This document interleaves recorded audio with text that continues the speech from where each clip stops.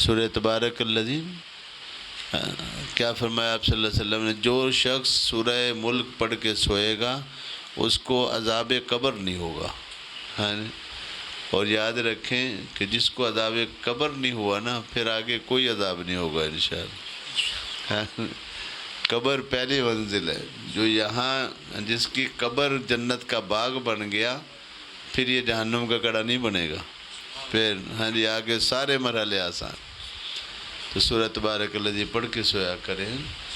इस तरह जो अमल जो है, अब देखिए पानी पीना, एक घूंट में पानी सारा गिलास लिया और पी गए, यानी इसकी ममानियत भी बाज़ हदीस में मुबारक में है और ये सुन्नत के भी ख़िलाफ़ है।